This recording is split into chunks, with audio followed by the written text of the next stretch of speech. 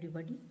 आज मैं प्रेरणा जोशी आपके लिए फ्लेमिंगो बुक के चैप्टर 1 द लास्ट लेसन की कहानी लेकर आई हूँ, जिसे लिखा है अल्फोंस डॉडे ने। बच्चों, इस कहानी की सेटिंग 1870-71 की है, जिस समय फ्रैंको प्रशियन वॉर हो रहा था। और इस वॉर में France was defeated by Prussians. Prussia जो कि जर्मनी का एक पार्ट है, फाइन। और उसके बाद बर्लिन से बर्लिन जो कि नॉर्थ ईस्टर्न एरिया में है जर्मनी के, वहाँ से ऑर्डर आता है कि फ्रांस की 2 डिस्ट्रिक्ट्स अल्सास और लॉरेन में अब जर्मन लैंग्वेज पढ़ाई जाएगी instead of French language, fine. अब कहानी की शुरुआत ऐसे होती है कि फ्रांस एक छोटा बच्चा है जो इन सारी बातों से बिल्कुल बेखबर है। उसे सिर्फ एक ही बात याद है कि उसके सर ने उसे होमवर्क में फ्रेंच के पार्टिसिपल्स लर्न करने को दिया है और जो कि उसने याद नहीं किए हैं। And he was so frightened to face us teacher, fine. तो अब वो ऑलरेडी स्कूल के लिए लेट हो रहा होता है और जब वो घर के बाहर निकलता है तो उसे बर्ड्स की चर्पिंग साउंड सुनाई पड़ती है। And it was a very warm and bright day. और वो देखता है कि सॉमिल के पीछे प्रशियन सोल्जर्स अपनी ड्रिलिंग प्रैक्टिस कर रहे हैं। तो ये सारी चीज़ें उसको बड़ी टेम्पटिंग लगती है। उसको लगता है क्यों ना आज स्कूल बंक कर लिया जाए, फाइन।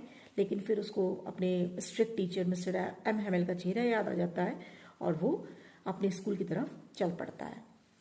जब वो रास्ते में जा रहा होता है तो वो देखता है कि टाउन हॉल के पास बुलेटिन बोर्ड पर, टाउन हॉल क्या चीज़ होती है चिल्ड्रन, एक सिटी काउंसिल आप कह सकते हैं, या कोई ऐसी गवर्नमेंट बिल्डिंग जैसे कि म्यूनिसिपैलिटी और नगर निगम, जहाँ पर गवर्नमेंट अपनी चीज़ों को, अपनी पॉलिसीज़ को डिस्कस करती है। तो टाउन हॉल के पास में एक बुलेटिन बोर्ड होता है। बुलेटिन बोर्ड क्या चीज़ होती है? जैसे आपके स्कूल में नोटिस बोर्ड या डिस्प्ले बोर्ड होता है जहाँ पर कि चार्ट्स या नोटिस डिस्प्ले होते हैं। तो देखता है कि बुलेटिन बोर्ड के आगे बहुत भीड़ इकट्ठा हुई है। तो उसके समझ में नहीं आता है, because he was already late to school. तो बिना रुके हुए ये बात अपने दिमाग में सोचता है कि आखिर चल क्या रहा है यहाँ पर, क्योंकि इन पिछले 2 सालों में इस बुलेटिन बोर्ड में सिर्फ बैड न्यूज़ ही पब्लिश हुई है, लाइक लॉस ऑफ बैटल्स या फिर ऑफिसर्स के, कमांडिंग ऑफिसर्स के ऑर्डर्स या उनके प्लान्स, ये सब चीज़ों के बारे में उन्होंने आज तक पिछले 2 सालों में सुना है। तो कह रहे वो आगे अपने स्कूल की तरफ बढ़ता है। तो पीछे से उसको एक ब्लैक स्मिथ जिसका नाम वॉचर होता है, बड़ी टॉन्टिंग लैंग्वेज में उससे बोलता है कि अरे भाई इतनी भी जल्दी क्या है, you will have plenty of time to go to school, fine. खैर वो ध्यान नहीं देता।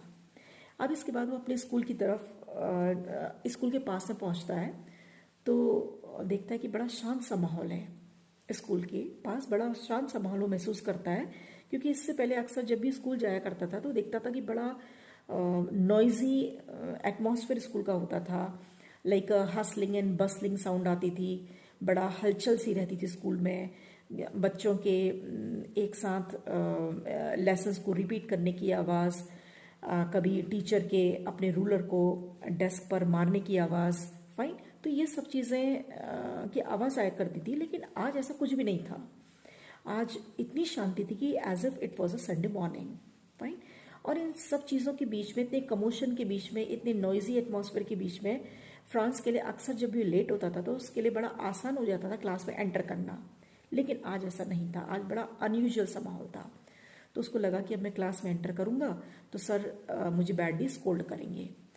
अब वो जब क्लास के बाहर पहुँचता है तो बाहर से वो खिड़की से अंदर की तरफ झांकता है तो देखता है कि पूरी क्लास ऑलरेडी बैठ चुकी है और mister MML he was walking up and down, fine. तो बड़ा फ्राइटेंड फील करता है। अचानक सर की नज़र, मिस्टर एमएमएल की नज़र फ्रांस पे पड़ती है और उससे बोलते हैं कि Franz take a seat quickly and we were planning to begin without you, fine.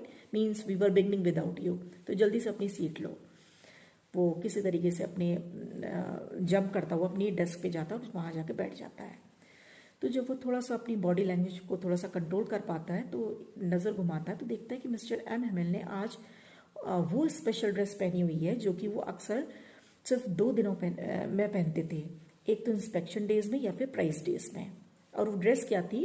वो ड्रेस होती थी उनकी एक लॉन्ग, उनका ग्रीन कोट और साथ में फ्रिल्ड शर्ट और ब्लैक सिल्क कैप जो कि पूरी एम्ब्रॉयडर्ड होती थी वो उन्होंने पहनी होती है।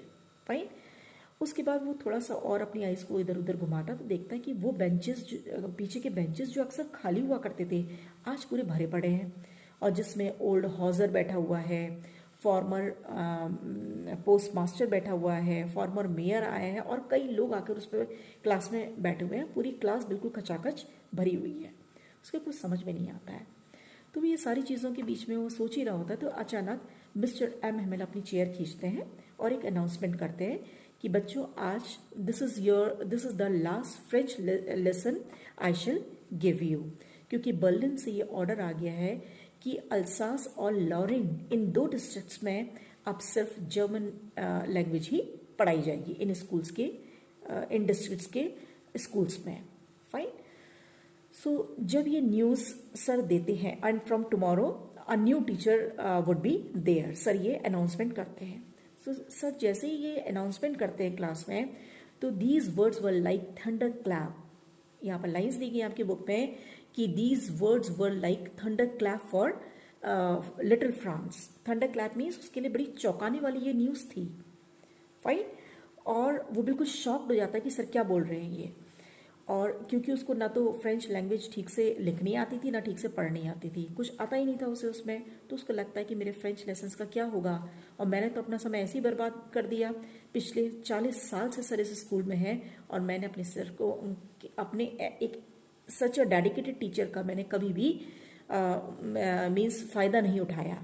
फाइन। और मैंने अपना समय सिर्फ ट्रिवियल एक्टिविटीज़ में, जैसे कि कभी मैं सार वैली में घूमने चले जाया करता था, या कभी मैं बर्ड्स के एग्स को सीख करने के लिए चले जाया करता था, तो मैंने अपना टाइम ऐसे ही किल कर दिया। फाइन। तो उसे बड़ा पछतावा होता है। और इसके बाद वो ये भी सोचता है कि जो बुक्स अभी तक उसको सब बर्डन लगती थी, वो भी स्कूल का बैग उसको बर्डन लगता था, वो सारी चीज़ें उसके अपनी ओल्ड फ्रेंड्स लगने लगती हैं। ऐसा लगता है कि उसको वो सारी चीज़ें, जैसे कि वो ओल्ड फ्रेंड्स जिनसे कि जुदा हो पाना उसके लिए बड़ा नामुमकिन सा उसको लग रहा था, बड़ा मुश्किल सा लग रहा था। फाइन। अब उसको ये समझ में आता है कि अच्छा तभी आज मिस्टर एम हेमल अपनी ये स्पेशल ड्रेस में हैं, शायद ये ऑनर करना चाहते हैं फ्रेंच लैंग्वेज को, और बाकी सारे लोग जो आज क्लास में बैठे हुए हैं शायद वो सर को थैंक्स करने के लिए और उनके 40 इयर्स के इस डेडिकेशन को थैंक्स करने के लिए, और किस तरीके से इन लोगों ने अपना समय ऐसे ही बर्बाद कर दिया ये सोचकर, और दूसरा अपने नेशन को रिगार्ड दिखाने के लिए यहाँ पर आए हैं, वो नेशन जो कि अब उनका रहा ही नहीं। फाइन। इसके बाद मिस्टर एम हेमल तो ये सारी चीज़ों में एनग्रॉस होता है, वो totally engross in thinking about all those things, these things. तो सडनली उसको अपना नाम सुनाई पड़ता है। सर उसका नेम कॉल करते हैं और सर उससे कहते हैं कि हाँ भाई फ्रांस तुम पार्टिसिपल सुनाओ फ्रेंच के लैंग्वेज के। अब उसने तो कुछ पढ़ा ही नहीं होता है, तो वो बड़ी कोशिश करता है लेकिन वो शुरू के ही शब्दों में अटक कर रह जाता है। तो बड़े टाइटली उसने अपने डेस्क को पकड़ा होता है और बड़ा नर्वस फील कर रहा था, और वो नज़र उठा के देख भी नहीं पाता सर की तरफ। तो सर उससे बोलते हैं कि Franz today I am not going to scold you because you will feel bad. Fine. और इसके लिए एक्चुअली तुम्हारी ये कंडीशन जो है इसके लिए अकेले तुम जिम्मेदार नहीं हो, और तुम्हारी तरह ऐसे कई लोग हैं जिन्हें अपनी ही लैंग्वेज ना तो लिखनी आती है और ना पढ़नी आती है। फाइन। और अब कल से यहाँ पर जब यहाँ पर जर्मन का रूल होगा तो जर्मनी के लोग तुम लोगों से ये बोलेंगे कि यू ऑल आर प्रिटेंडर्स, कि तुम फ्रेंच पीपल हो। फाइन। और तुम्हें तो ना अपनी लैंग्वेज खुद ही ना पढ़नी आती है और ना लिखनी आती है। फाइन। उसके बाद बोलते हैं कि ठीक है एक्चुअली इसके लिए सिर्फ अकेले तुम जिम्मेदार नहीं हो बल्कि इसके लिए मैं सबको ब्लेम करूंगा। यहाँ पर एक लाइन दी गई बच्चों जो कि बहुत ही इंपॉर्टेंट है, that is we have all a great deal to reproach ourselves with. यहाँ पर आप रिप्रोच वर्ड का मीनिंग याद रखिएगा। Reproach means blame. ये क्वेश्चन अक्सर बोर्ड एग्जाम में बहुत बार आया हुआ है। तो मिस्टर एम हेमल बोलते हैं कि मैं अकेला तुमको ब्लेम नहीं करूंगा, इसके लिए तुम्हारे पेरेंट्स भी जिम्मेदार हैं और मैं भी। फाइन। तुम तो हो ही, खैर तुम्हारे पेरेंट्स कैसे जिम्मेदार हैं, क्योंकि उन्होंने बजाय तुम्हें स्कूल भेजने के लिए उन्होंने तुम्हें फील्ड्स में वर्क करने के लिए भेजा, फार्म में वर्क करने के लिए या फिर मिल्स में वर्क करने के लिए, जिससे तुम पैसा अर्न कर सको। फाइन। और जहाँ तक मेरा सवाल है, मैंने भी कई दिन तुमको क्या काम दिया कि जाओ जाके मेरे फ्लावर्स में पानी दे दो, फाइन, इंस्टेड ऑफ टीचिंग। और इसी तरीके से जब कभी मुझे हॉलीडे करनी होती थी, छुट्टी देनी होती थी, तो मैं मतलब जब मुझे फिशिंग पे जाना होता था तो मैं तुम्हें हॉलीडे दे देता था। तो इसके लिए हम सब जिम्मेदार हैं, और इसका रिजल्ट आज तुम देख रहे हो कि तुम ना तो अपनी ही लैंग्वेज को ना तो पढ़ पा रहे हो और ना ही लिख सकते हो, फाइन। इसके बाद सर क्लास में पूरा फ्रेंच लैंग्वेज के बारे में बहुत कुछ बताते हैं, किस तरीके से ये वर्ल्ड की ब्यूटीफुल लैंग्वेज है, लॉजिकल लैंग्वेज है, और इसको हमें गार्ड करने की ज़रूरत है, फाइन, क्योंकि this is our native language.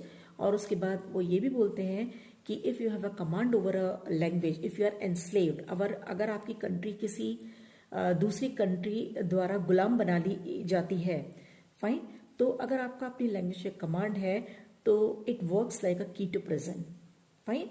तो क्योंकि अगर आप गुलाम हो गए हैं और आपका अपनी लैंग्वेज पे कमांड है, तो आप कई ऐसे रास्ते ढूंढ लेंगे, कई ऐसे तरीके ढूंढ लेंगे उस गुलामी से आज़ादी पाने के, फाइन। इसके बाद सर ग्रामर का लेसन लेते हैं, और to his amazement, to France amazement, he found that he was understanding each and every word of French language, fine, and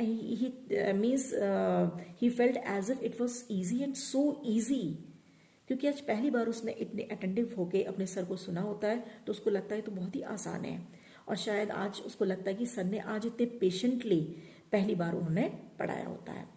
उसके बाद फ्रेंच के ग्रामर के लेसन के बाद राइटिंग का लेसन होता है, और इस राइटिंग के लिए सर एक कुछ स्पेशल कॉपीज क्लास में लाए होते हैं, जिसमें कि उन्होंने बड़े बड़े वर्ड्स में उन कॉपीज के ऊपर फ्रांस अल्सास लिखा होता है, फाइन। उनके इमोशंस, अपने इमोशंस को शो करने के लिए, क्योंकि उनका लास्ट दिन होता है, वो लास्ट फ्रेंच लेसन होता है, and he was so emotional on the last lesson, fine. So जब उन्होंने फ्रांस अल्सास बहुत बड़े से अल्फाबेट्स में लिखा होता है, तो ऐसा लग रहा होता है कि जैसे कि फ्रांस का जो फ्लैग है वो पूरी क्लास में फ्लोट हो रखा है, फाइन। इसके बाद वो जब राइटिंग का लेसन चल रहा होता है, तो एक बीटल आकर क्लास में आ जाती है, लेकिन किसी का भी ध्यान नहीं जाता उस इंसेक्ट की तरफ। फिर एक पिजन आती है, तब भी किसी का ध्यान नहीं जाता, लेकिन फ्रांस सोचता है कि क्या कल से ये पिजन्स भी जर्मन लैंग्वेज में सिंग करेंगी, फाइन। उसके बाद फिर हिस्ट्री का भी लेसन होता है। तो इस तरीके से जो कुछ भी पढ़ाया जाता है, हर कोई बहुत ही अटेंटिवली क्लास में सुन रहा होता है। और ओल्ड हॉजर ने तो प्राइमर बुक लेके आया होता है, जिसमें कि बा बी बू जो भी पढ़ाया जाता है वो उसको रिपीट कर रहा होता है सर के साथ में, और वो रिपीट भी कर रहा होता है और क्राई भी कर रहा होता है। तो it was so funny to look him like that, fine. और सबका मन कर रहा होता है कि हम रिपीट भी करें और रोए भी और हंसे भी उसकी शक्ल देखकर, फाइन। तो इस तरीके से ये लेसन यहाँ पर कंप्लीट होता है। और जिस समय राइटिंग का लेसन चल रहा होता है, तो अचानक फ्रांस की नज़र अपने टीचर मिस्टर एम हैमेल की तरफ पड़ती है, और वो फ्रांस देखता है कि मिस्टर एम हैमेल हर चीज़ को बहुत गौर से देख रहे हैं, जैसे कि उन सारी यादों को अपने दिमाग में समेट कर ले जाना चाहते हो, फाइन। और उसके बाद इन लेसन्स का पूरा होने के बाद अचानक ये चर्च क्लॉक पे इट इज़ कितना 12 बजता है, फाइन। और इसके साथ ही एंजलस मीन्स चर्च की प्रेयर बेल बजती है, फाइन। और उसके बाद अचानक ये प्रशियन सोल्जर्स जो इससे पहले अपनी ड्रिलिंग प्रैक्टिस कर रहे होते हैं, अचानक स्कूल बिल्डिंग के पास पूरे अपने ट्रम्पेट्स के साथ यहाँ पर ये आते हैं। तो इनके ट्रम्पेट्स की आवाज़ सुनकर मिस्टर एम हैमेल का फेस बहुत पेल सा हो जाता है। उनको एक नर्वसनेस सी और बड़ा अजीब सा लगता है कि अब जैसे सब कुछ छूटने वाला है, फाइन। तो वो फिर से अपनी चेयर के ऊपर मतलब वो चेयर खींचते हैं और खड़े होते हैं, और बच्चों से कहते हैं कि एक हाथ में चौक लेते हैं, फाइन। और वो कुछ बोलना चाहते हैं, लेकिन वो उनका गला चौक हो जाता है। तो हाथ में चौक का एक पीस पकड़ते हैं, बहुत टाइटली उसको पकड़ते हैं, फाइन, पूरे माइट के साथ, पूरी ताकत के साथ। और ब्लैक बोर्ड में बड़े घिस कर वो बहुत लार्ज वर्ड्स में विव ला फ्रांस वो लिखते हैं, जिसका मतलब होता है लिव लॉन्ग फ्रांस, फाइन। तो तो ये चीज़ उनका इमोशंस शो करता है अपनी कंट्री फ्रांस के लिए और अपनी लैंग्वेज फ्रेंच के लिए। फाइन। और उसके बाद वो इतने इमोशनल हो जाते हैं कि वो पलटकर मुड़कर अपने बच्चों की तरफ देख भी नहीं पाते और अपना सर वो ब्लैक बोर्ड की तरफ की वॉल जो होती है उस पर अपना सर ऐसे करके टेक लेते हैं। फाइन, झुका लेते हैं। फाइन।